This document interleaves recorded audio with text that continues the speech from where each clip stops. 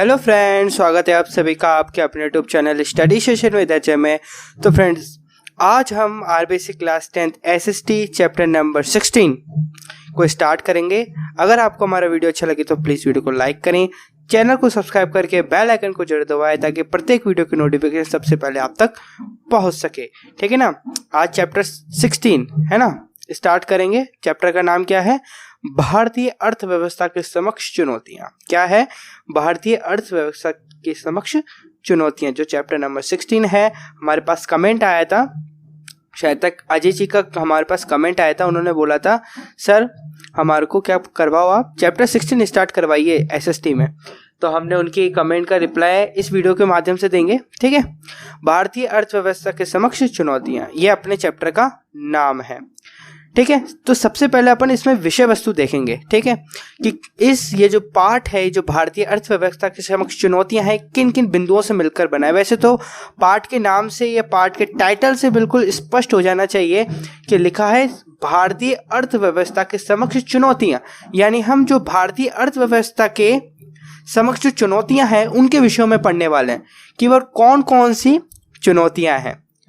तो वो मुख्यतः कौन सी चुनौतियां हैं उन्हीं को ही हम पढ़ने वाले हैं। तो वह मैं आपको स्टार्टिंग में विषय वस्तु बता देता हूं। सबसे पहले तो विषय वस्तु कुछ इस प्रकार है कि सबसे पहले हमारे को मूल्य वृद्धि। ठीक है ना। पहली चुनौती कौन सी है? मूल्य वृद्धि। ठीक है। दूसरी चुनौती कौन सी है? निर्धनता, जिसे हम गरीबी भी कह सकते हैं। ठीक है ना। भारतीय अर्थव्यवस्था के समक्ष चुनौतियां कौन कौन सी है? पहला मूल्य वृद्धि, यानी मूल्य में वृद्धि होना। दूसरा निर्धनता, जिसे हम गरीबी भी कहते हैं। और तीसरा है बेरोजगारी। ठीक है। मूल्य वृद्धि, निर्धनता, या जिसे हम गरीबी भी कहते हैं, और बेरोजगारी, ये तीन चुनौतियां हैं भारतीय अर्थव्यवस्था के समक्ष। ठीक है ना। कि जो भारतीय अर्थव्यवस्था है, जो अर्थव्यवस्था है ना, उसको उसके समक्ष चुनौतियां हैं, या ऑब्स्टिकल हम कह सकते हैं, जिसे हम कहते हैं बाधा। ठीक है ना। तो भारतीय मूल्य वृद्धि, निर्धनता और बेरोजगारी, ये तीन क्या है? चुनौतियां। अब इन्हीं को ही आगे बढ़ाएंगे, क्योंकि तीन बिंदु है ना, तीन टॉपिक है, इन्हीं को ही आगे बढ़ाएंगे। तो मूल्य वृद्धि, गरीबी और बेरोजगारी के हम इनके देखेंगे कारण, कि किस कारण है भारतीय अर्थव्यवस्था में, किस कारण से उन्नति करते हैं, वह क्या कारण है। ठीक है, वो देखेंगे। फिर कारण के बाद हम देखेंगे इनके निवारण। ठीक है, यही है पूरा चार्ट। विषय वस्तु क्या है? ध्यान से देखिए। मूल्य वृद्धि, गरीबी और बेरोजगारी, ये किस कारण होते हैं, और इनके निवारण, मतलब भारतीय अर्थव्यवस्था में से किस प्रकार से हम इनका निवारण कर सकते हैं, उस चीज को हम देखने वाले हैं। ठीक है, क्लियर है मामला बिल्कुल। भारतीय अर्थव्यवस्था के समक्ष चुनौतियां में विषय वस्तु क्या है? मूल्य वृद्धि, गरीबी और बेरोजगारी। ठीक है, इनके कारण देखेंगे, किन के कारण होती है, फिर इनके निवारण देखेंगे। ठीक है, आज हम सबसे पहले स्टार्ट करेंगे मूल्य वृद्धि से। ठीक है, लेकिन उससे पहले मैं आपको थोड़ी भूमिका बताऊंगा कि भारतीय अर्थव्यवस्था के समक्ष चुनौतियां, कुछ छोटी छोटी बातें जिनको हम पूरा कर इस चैप्टर के मेन बिंदु पर आगे बढ़ेंगे। ठीक है, तो चलो फिर। लेकिन उससे पहले आपको क्या करना है? सब्सक्राइब करना है। देखिए, आप अभी यदि आपने सब्सक्राइब नहीं कर रखा है तो सब्सक्राइब जो बटन है ना, वो लाल रंग का दिखाई दे रहा होगा आपको। ठीक है, आपको इसको ग्रे रंग का करना है, और जो बेल आइकन है उसको ऐसे करना है जैसे आपको चित्र में दिख रहा है, जो आपको एनिमेशन में दिख रहा है। ठीक है, सब्सक्राइब कर देना यार भाई, प्रेस करना है सब्सक्राइब बटन को, और बिल्कुल सब्सक्राइब करके रख लेना ताकि आपके पास हमेशा वीडियो आती रहे। फिर अब चलते हैं आगे। देखिए, भूमिका क्या लिख रखा है? भूमिका। तो भूमिका में हम छोटी छोटी बातों पर विचार करेंगे। सबसे पहले हम देखेंगे भारतीय अर्थव्यवस्था के समक्ष चुनौतियां, है ना। तो यहाँ पर एक मेन वर्ड आ रहा है, क्या आ रहा है? अर्थव्यवस्था। जब तक अर्थव्यवस्था नहीं पता होगा उसके समक्ष हम चुनौतियां याद नहीं कर पाएंगे, है ना। तो चुनौतियां किसे कहते हैं? चुनौतियां तो बाद की बात है, सेकंड स्टेप आता है। फर्स्ट स्टेप क्या है कि अर्थव्यवस्था का अर्थ क्या होता है। ठीक है ना, पहले ये पता होना चाहिए। तो अर्थव्यवस्था, जिसे हम इंग्लिश में क्या कहते हैं? इकोनॉमी। अर्थव्यवस्था, जिसे हम इंग्लिश में क्या कहते हैं? इकोनॉमी, है ना। तो इकोनॉमी या अर्थव्यवस्था, इन दोनों की परिभाषाओं पर अपन गहन विचार करें या विचार करें तो हमारे को क्या मिलता है कि अर्थव्यवस्था किसे कहते हैं? जिन क्षेत्रों में उत्पादन, जिसे हम प्रोडक्शन कहते हैं, उपभोग, जिसे हम कंजप्शन कहते हैं, व निवेश, जिसे हम इन्वेस्टमेंट कहते हैं, की क्रिया की जाती है, उसे अर्थव्यवस्था कहते हैं। बड़ी ही सिंपल परिभाषा है। क्या है परिभाषा, क्या कहती है? एक बार और सुन लेते हैं। जिन क्षेत्रों में, यानी जिन स्थानों में उत्पादन, उपभोग, व निवेश की क्रिया की जाती है उसे अर्थव्यवस्था कहते हैं। ठीक है ना, ये है अर्थव्यवस्था का अर्थ। ठीक है, अभी जो उपभोग है, निवेश है और उत्पादन, प्रोडक्ट्स, कंजप्शन, इन्वेस्टमेंट, इनके मध्य यदि इनको करने में यदि कोई चुनौती आती है ना, तो वही क्या है, अर्थव्यवस्था के समक्ष चुनौती है। और हम किसके अर्थव्यवस्था के समक्ष चुनौतियां पढ़ रहे हैं, भारत की, है ना। तो ये चीजें हैं। अब अपन भूमिका की तरफ चलते हैं। देखिए, भारत आज विश्व की सबसे तेज बढ़ती अर्थव्यवस्थाओं में शामिल है तथा संपूर्ण विश्व इसकी बढ़ती आर्थिक शक्ति को स्वीकार कर रहा है। यानी कि भारत में उत्पादन, उपभोग व निवेश, ये तीनों ही बहुत तेजी से हो रहे हैं। ठीक है ना, कहां पर, विश्व की लिस्ट में भी बढ़ती अर्थव्यवस्था में किसका नाम जोड़ा गया है, भारत का।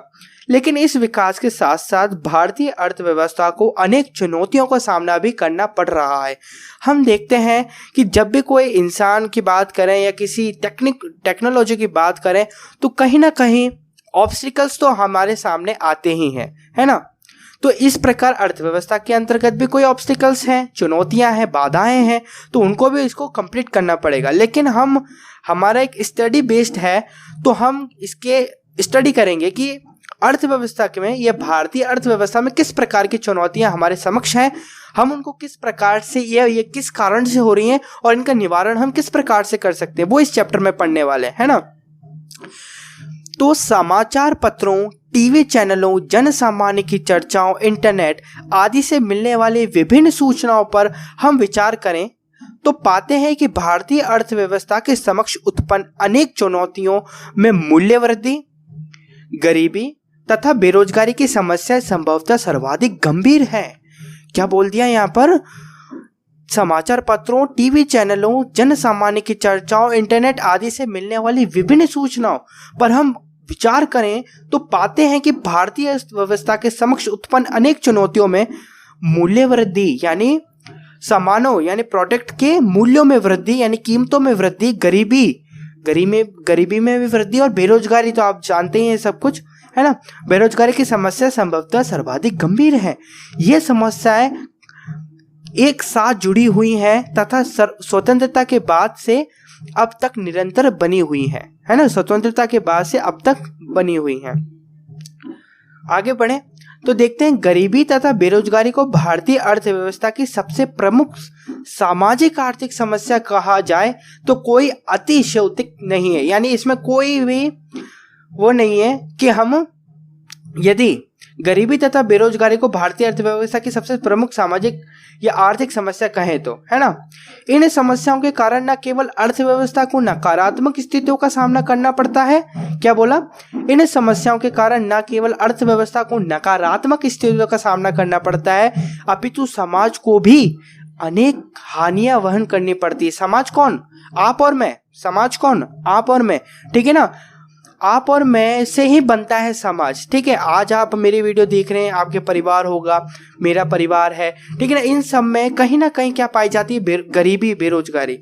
यहाँ भारतीय अर्थव्यवस्था जो बड़े अधिकारी हैं वो उन्होंने अध्ययन गहन करके बोला है कि यदि हम कहें कि गरीबी तथा बेरोजगारी भारतीय अर्थव्यवस्था में, समाज में, ये सामाजिक में सबसे प्रमुख कारण है किसका, चुनौती का, तो वो कौन है, गरीबी तथा बेरोजगारी, हम ऐसा कह सकते हैं। तो इन समस्याओं के कारण न केवल अर्थव्यवस्था को नकारात्मक स्थितियों का सामना करना पड़ता है अपितु समाज को भी अनेक हानियां वहन करनी पड़ती हैं। उनके विषय में भी पढ़ेंगे हम, जो हानियां हैं उनके विषय में भी पढ़ेंगे।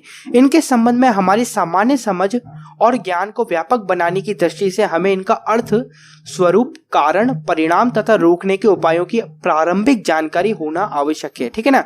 इस चैप्टर का निर्माण किसके लिए किया गया है, इनके संबंध में, किनके संबंध में, गरीबी, बेरोजगारी और मूल्य वृद्धि के संबंध में हमारी सामान्य समझ और ज्ञान को व्यापक बनाने के लिए, यानी एक नेक्स्ट लेवल तक पहुंचाने के दृष्टि से हमें इनका अर्थ कि ये होते क्या हैं, इनका स्वरूप, इनके कौन कौन से स्वरूप होते हैं, इनके कौन कौन से प्रकार होते हैं, कारण, ये किस कारण होते हैं, परिणाम कि इनसे क्या परिणाम हो सकते हैं, रोकने के उपाय कि इनको कैसे रोका जा सकता है, कि प्रारंभिक जानकारी होना आवश्यक है। तो इस चैप्टर में हम यही पढ़ने वाले हैं, ठीक है। और अच्छी तरह क्लियर कर दिया हमने भूमिका के अंतर्गत। अब अपन बढ़ते हैं आगे, ठीक है। अब आपको मैंने स्टार्टिंग में विषय वस्तु बताई थी, उसकी थोड़ी परिदृश्य आपको एक बार दिखा देता हूं कि क्या होता। भारतीय अर्थव्यवस्था समक्ष चुनौतियां, ये आपको परिदृश्य दिख रहा होगा यहाँ पर। इसमें हमने क्या देखा था, मूल्य वृद्धि। सबसे पहला टॉपिक कौन सा था, मूल्य वृद्धि का। तो मूल्य वृद्धि से ही स्टार्ट करेंगे। तो देखिए, मूल्य वृद्धि या मुद्रास्फीति।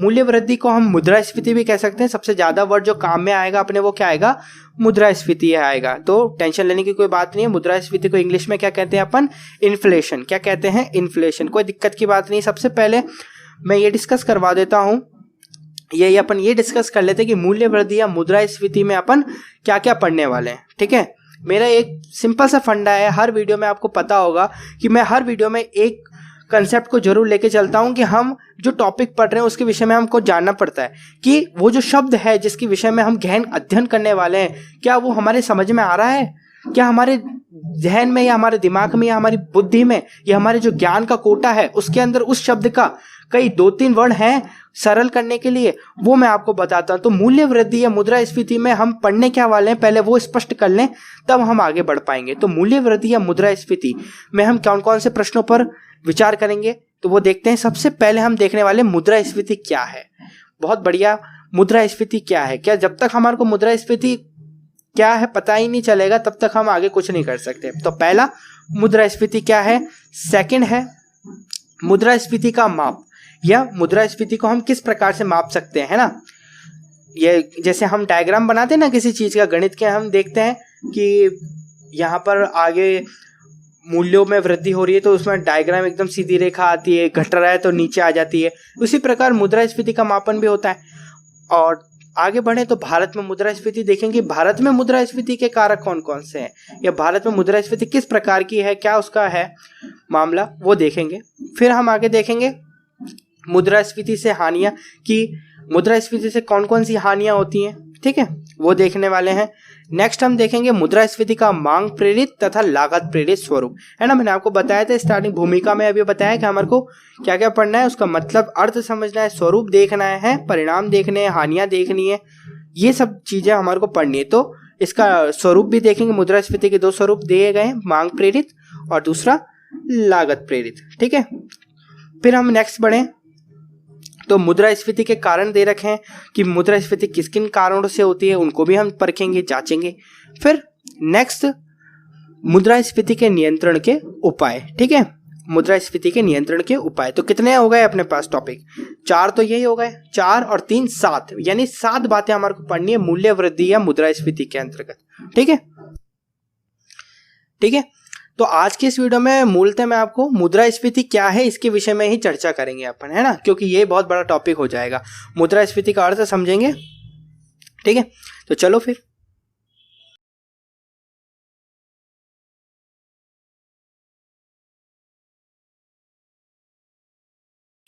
मूल्य वृद्धि या मुद्रास्फीति। तो अपना प्रश्न क्या है, मुद्रास्फीति क्या है, इस प्रश्न से हम स्टार्ट कर रहे हैं। तो क्या है, पढ़ते हैं।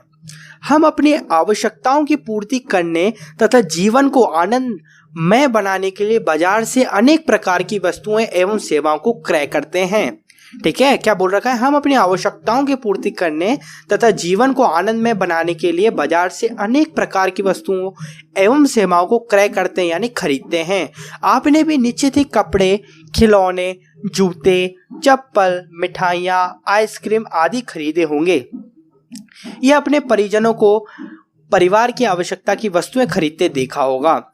वस्तुओं को या वस्तुओं के क्रय के दौरान, वस्तुओं के खरीदने के दौरान सामान्यतः देखने को मिलता है कि अधिकांश वस्तुओं के लिए हमें पिछले वर्षों की तुलना में अधिक कीमत अदा करनी पड़ती है या अधिक कीमत देनी पड़ती है। क्या मतलब बोल रहे हैं कि आज हमारा चल रहा है 2020 में जो हमारी सरस की दूध की थैली होती है वो मिल रही है मान लो 21 रुपए की, है ना, मान लो क्या 21 रुपए की आती है। सरस की जो दूध की थैली आती है अपनी, वो कितने रुपए की आती है, 21 रुपए की आती है। लेकिन हम इसी बात को, इसी दूध की थैली को 2012 में लेके जाएं, अगर हम इसी दूध की थैली को यदि 2012 में लेके जाएं तो हमारे को देखने को मिलेगा कि उस 2012 में इस दूध की थैली का जो कीमत थी, जो अदा करने का जो क्या था, मूल्य था वो क्या था, 7.5 रुपए। क्या था, 7.5 रुपए। 2012 में ये दूध की थैली कितनी थी, 7.5 रुपए की। और आज 2020 में हम देखें तो वो कितने रुपए की है, 21 रुपए की। इसे ही कहते हैं हम मूल्य वृद्धि या मुद्रास्फीति। आप थोड़ा समझ गए होंगे, लेकिन सटीक परिभाषा एक सटीक परिभाषा ही होती है, वो भी हम आगे देखेंगे। इस एग्जाम्पल से आप थोड़ा कुछ समझे होंगे। इस बढ़ती कीमतों के परिदृश्य को मूल्य वृद्धि के रूप में जाना जाता है। ठीक है, समझ में आया होगा आपको। लेकिन यहाँ एक वर्ड आ रहा है, वो मैं आपको बताऊंगा अभी। आर्थिक शब्दावली में मूल्य वृद्धि के लिए मुद्रास्फीति शब्द का प्रयोग किया जाता है। आर्थिक शब्दावली यानी जो इकोनॉमिक जो हमारी शब्दावली है यानी डिक्शनरी है, उसमें मूल्य वृद्धि के लिए कौन सा वर्ड यूज किया गया है, मुद्रास्फीति, है ना, जो कि एक टेक्निकल वर्ड है। इसी को ही हमारे को यूज करना है। ठीक है, कंप्लीट है। अब मैंने आपको बोलता है एक वर्ड आ रहा है। कौन सा वर्ड आ रहा है, मैंने रेड लाइन में इसको रिप्रेजेंट करा है। क्या आ रहा है, कीमत, है ना। ये कीमत किसे कहते हैं, कीमत किसे कहते हैं, आपके मन में कीमत किसे कहते हैं। ठीक है, एक स्पष्ट तौर पर आप किसे कीमत कहेंगे, एक वस्तु की कीमत, है ना। लेकिन कीमत को परिभाषित किया गया है किससे, मैं बताता हूं। देखिए, मौद्रिक अर्थव्यवस्था में किसी वस्तु या सेवा की एक इकाई का मुद्रा की जितनी इकाइयों के साथ विनिमय होता है वह उस वस्तु अथवा सेवा की कीमत कहलाती है। डायरेक्टली कभी पूछ लिया भी जाता है कि बोर्ड एग्जाम्स में कि कीमत से आप क्या समझते हैं, लिखिए। ठीक है ना, तो आप क्या समझते हैं, मौद्रिक अर्थव्यवस्था में यानी पैसों की अर्थव्यवस्था में किसी वस्तु या सेवा की यानी दूध की थैली की एक इकाई का मुद्रा की जितनी इकाइयों के साथ विनिमय होता है यानी लेन देन होता है। विनिमय का अर्थ क्या होता है बेटा, लेन देन होता है, वह उस वस्तु अथवा सेवा की कीमत कहलाती है। डेट्स क्लियर, बढ़िया है। चलो आगे बढ़ते हैं।